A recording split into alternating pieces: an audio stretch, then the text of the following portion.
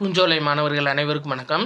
இன்றைக்கி செவ்வாய்க்கிழமை 22 July 2025 news paper பார்க்க போகிறோம். ஸோ ஹெட்லைன்ஸ் என்ன அப்படின்னு சொல்லி பார்த்தீங்கன்னா, குடியரசு துணைத் தலைவர் தன்கர் ராஜினாமா அப்படின்னு சொல்லி கொடுத்துருக்காங்க. சரிங்களா, ஏற்கனவே உடம்பு சரியில்லாமல் தான் இருந்தார், அடிக்கடி ஹாஸ்பிட்டல் வேறு போயிட்டு இருந்தார் குடியரசு துணைத் தலைவர்.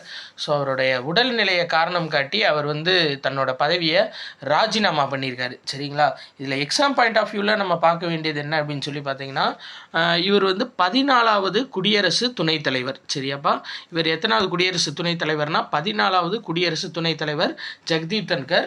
எந்த அரசமைப்பு பிரிவின்படி தன்னுடைய பதவியை ராஜினாமா பண்ணியிருக்காருன்னா, அரசமைப்பு சட்டம் 67A பிரிவின் கீழே இவர் உடனடியாக அமலுக்கு வரும் வகையில் இதை மேற்கொண்டுள்ளேன் அப்படின்னு சொல்லியிருக்காரு. அப்போ ஆர்டிகல் 67A சரியா, கிளாஸ் ஏ படி இவர் தன்னோட பதவியை ராஜினாமா பண்ணியிருக்காரு ஜெகதீப் தன்கர். சரியாப்பா, சரி ரைட் ஓகே. இதுக்கு முன்னாடி யார் தன்னோட பதவி காலம் முடிகிறதுக்கு முன்னாடியே ரிசைன் பண்ணியிருக்காங்க அப்படின்னு சொல்லி பார்த்தீங்கன்னா, இவர் ஆக்சுவலாக 3வது குடியரசு துணைத் தலைவர்.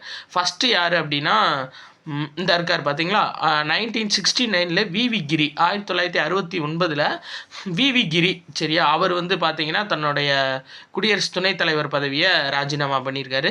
அதுக்கடுத்து 1987 ஆர் வெங்கட்ராமன். சரிங்களா, அவருக்கு இன்னும் 2 வருஷம் இருக்கும்போது இருந்த நிலையில் தன்னோட குடியரசுத் தலைவர் அவர் குடியரசுத் தலைவர் ஆனதுனால தன்னோட பதவியை ராஜினாமா பண்ணியிருக்காரு. சரியா, விவி கிரி 1969, 1987 வெங்கட்ராமன். சரியாப்பா, இவங்க 2 பேரும் இதுக்கு முன்னாடியே தன்னுடைய பதவியை ராஜினாமா பண்ணியிருக்காங்க, தன்னோட காலங்கள் முடிகிறதுக்கு முன்னாடியே.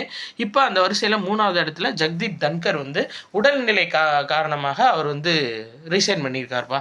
சரியா, 14வது குடியரசு துணைத் தலைவர். அடுத்து பாருங்க, கேரளாவோட முன்னாள் முதல்வர் VS அச்சுதானந்தன் மறைஞ்சிருக்காரு. ரொம்ப முக்கியமானவர்ப்பா. சரியா, VS அச்சுதானந்தன் கேரளாவோட முன்னாள் முதல்வர். சரியா, இவரோட கட்சி என்னன்னா மார்க்சிஸ்ட் கம்யூனிஸ்ட் கட்சிப்பா.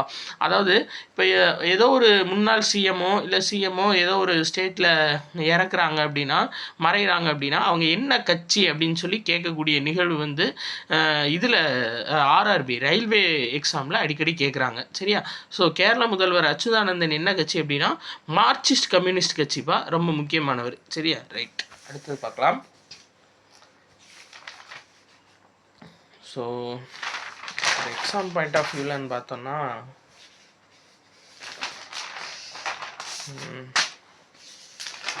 நியூஸ்ன்றது ரொம்ப கம்மி தான்ப்பா.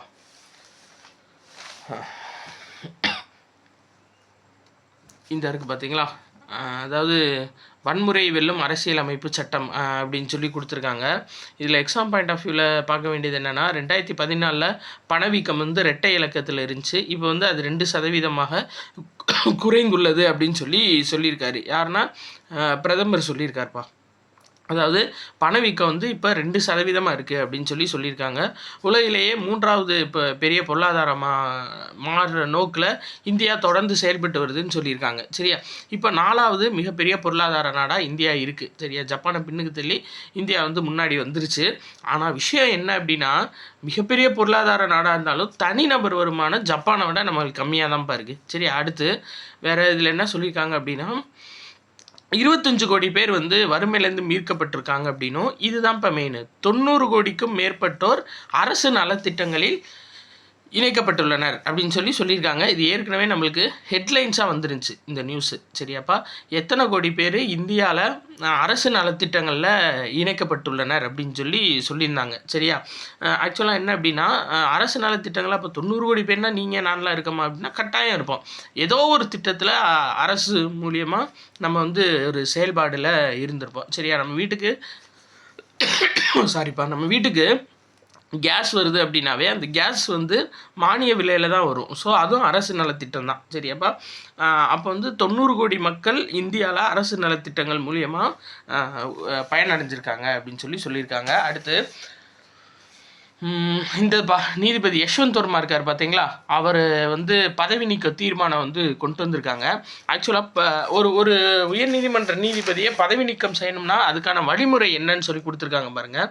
அதாவது நோட்டீஸ் குறைந்தபட்சம், அதாவது இந்த பதவி நீக்க தீர்மானம் அவருக்கு எதிரான தீர்மானம், யார் பதவி நீக்கம் செய்யணுமோ அவருக்கு எதிரான தீர்மானம் 100 மக்களவை உறுப்பினர்கள் 50 மாநிலங்களவை உறுப்பினர்கள் கையொப்பமிட்டு கொடுக்கணும்.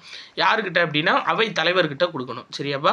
இப்போ ஒரு உயர்நீதிமன்ற நீதிபதியை பதவி நீக்கம் செய்யணும் அப்படின்னா மக்களவையில் குறைஞ்சபட்சம் 100 பேரும், மாநிலங்களவையில் குறைஞ்சபட்சம் 50 பேரும் தீர்மான நோட்டீஸ் ஒன்று அவைத்தலைவருக்கு கொடுக்கணும். சரியா?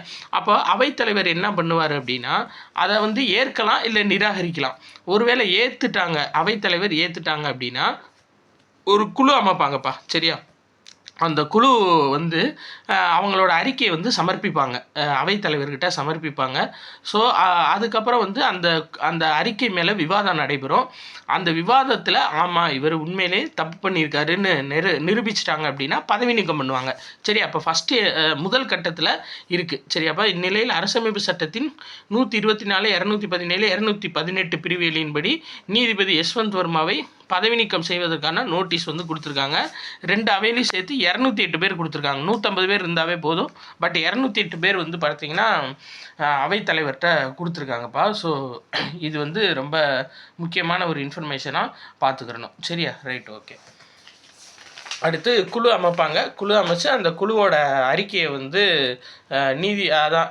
ஒரு சபாநாயகர் வந்து ஏற்றுக்கலாம் இல்லை நிராகரிக்கலாம். ஒருவேளை ஏற்றுக்கிட்டாங்கன்னா விவாதம் நடைபெறும். நடைபெற்றதுக்கப்புறம் அவங்கள வந்து தூக்கிடுவாங்க. சரியா? Right, okay. அடுத்தது பாருங்கப்பா, இந்த நம்ம ஏற்கனவே பார்த்தோம்ல, ஹரியானாவோட ஆளுநர் அஷீம் குமார் கோஸ் அவர் வந்து பதவி ஏற்றிருக்காரு, ஞாபகம் வச்சுக்கோங்க. அடுத்து இந்த முக்கியப்பா என்னென்னா, ஜிஎஸ்ஆர்இ நிறுவனத்தோட 8வது போர்க்கப்பல் நாட்டுக்கு அர்ப்பணிப்புன்னு சொல்லி கொடுத்துருக்காங்க. ஜிஎஸ்ஆர்இ அப்படின்னா என்னென்னா garden reach ship builders and engineers லிமிடெட்ப்பா.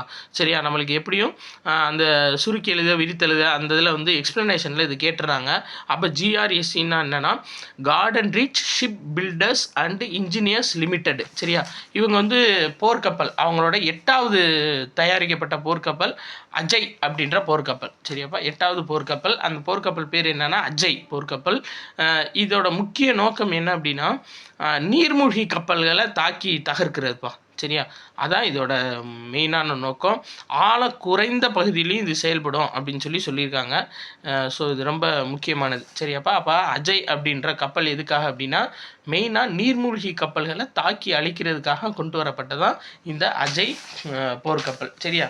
அப்போ ஜிஆர்இசியோட 8வது போர்க்கப்பல் அந்த கப்பல். சரி, ரைட், ஓகேப்பா. அடுத்தது பாருங்கள், இந்த சைட்லாம் ஃபுல்லாக இதுதான்ப்பா, நம்மளுக்கு அரசியல் தான். ஸோ குளிர்கால இது மழைக்கால கூட்டத்தொடர் இப்போ தானே ஆரம்பிச்சிருக்கு, இந்த நியூஸ் வர ஆரம்பிச்சிடும் முதல்ல. ரைட், இந்த இது முக்கியம்ப்பா. என்னன்னு சொல்லி பார்த்தீங்க அப்படின்னா அதாவது உலக மல்யுத்த அமைப்பு நடத்தும் ரேங்கிங் சீரீஸ் மல்யுத்த போட்டி. சரியாப்பா? ரேங்கிங் சீரீஸ் மல்யுத்த போட்டியில் இந்தியாவுக்கு 2 பதக்கம் கிடச்சிருக்கு. ஒன்று வெள்ளி பதக்கம், இன்னொன்று வெண்கல பதக்கம். சரியா? ஸோ சுமித் அப்படின்றவர் வெள்ளி பதக்கம் வாங்கியிருக்காரு மல்யுத்தத்தில். அனில் மோர் அப்படின்றவர் வெண்கல பதக்கம் வாங்கியிருக்காரு. சரியாப்பா? இது 2 முக்கியம். அப்போ சுமித், அனில் மோர் இவங்க 2 பேரும் எந்த விளையாட்டுடன் தொடர்புடையவங்கன்னு சொல்லி கட்டாயம் கேட்கலாம். இவங்க 2 பேரும் மல்யுத்தத்துடன் தொடர்புடையவங்க. சரியாப்பா? சுமித் வந்து வெள்ளி பதக்கம் வாங்கியிருக்காரு மல்யுத்தத்தில். அனில் மோர் அப்படின்றது வெண்கல பதக்கம் வாங்கியிருக்காரு உலக மல்யுத்த அமைப்பு நடத்தும் ரேங்கிங் சீரீஸ் மல்யுத்த போட்டியில். சரியா? Right, okay. அடுத்து வந்து நம்ம பார்த்தோம்ல, ஜார்ஜியாவில் வந்து மகளிர் உலகக்கோப்பை செஸ் போட்டி நடைபெற்றுருக்கு. ஸோ கொனேரு ஹம்பியும் திவ்யா தேஷ்முக் இவங்க 2 பேரும் அரையிறுதிக்கு முன்னேறியிருக்காங்க. ஸோ ஜெயிச்சதுக்கப்புறம் நம்ம பார்த்துக்கலாம். சரியா? அடுத்து இந்த பாருங்கப்பா, அமெரிக்காவில் நம்ம பார்த்தோம்ல freestyle chess grand slam போட்டி நடந்துச்சு. இதில் வந்து ஜெயிச்சவர் யாருன்னா லெவோன் அரோனியன். சரியாப்பா? இதில் ஜெயிச்சவர் லெவோன் அரோனியன் இந்த இருக்கார் பார்த்தீங்களா, அவர் தான் அமெரிக்கா நாட்டுக்காரரு. ஸோ உள்ளூர்லேயே வந்து அவரே ஜெயிச்சிட்டாரு. சரியா? நம்மளுக்கு எக்ஸாம் பாயிண்ட் ஆஃப் வியூவில் மேபி இவர் பேர் வேணால் ஞாபகம் வச்சுக்கோங்க, லெவோன் அரோனியன். சரியா? Right, okay. அதே மாதிரி இந்தது என்னன்னு பார்த்தீங்கன்னா ஃபிடேவோட 11வது செஸ் உலகக்கோப்பை போட்டி வந்துட்டு இந்தியாவில் அடுத்த வருஷம் நடைபெற போகுதுப்பா. சரியா? இதை பார்த்து வச்சுக்கோங்க. வேறு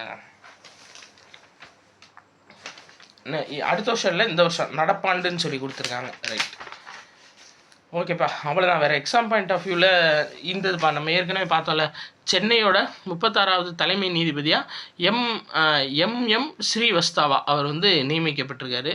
ஸோ இதையும் நீங்கள் ஞாபகம் வச்சுக்கணும். எம் ஸ்ரீவஸ்தவா இதுக்கு முன்னாடி ராஜஸ்தானில் இருந்தவர், இப்போ சென்னைக்கு மாற்றிருக்காங்க. நம்ம சென்னையில் இருந்த உயர்நீதிமன்ற தலைமை நீதிபதி ஸ்ரீராம் இருக்கார்ல, அவரை ராஜஸ்தானுக்கு மாற்றிருக்காங்க. இதுதான் விஷயம். ஸோ இதில் வேறு ஒன்றும் இல்லை, நம்ம அதை சேர்த்து பார்த்து வச்சுக்கணும். ஏன்னா இப்போ கொஸ்டின் வந்து குரூப் 4 அந்த மாதிரி கேட்க ஆரம்பிச்சிட்டாங்கப்பா. ஸோ இன்றைக்கி நியூஸ் அவ்வளோதான். பிடிச்சிருந்துச்சு அப்படின்னா அந்த வீடியோஸை உங்கள் ஃப்ரெண்ட்ஸ் எல்லாத்துக்கும் ஷேர் பண்ணுங்கப்பா. நன்றி.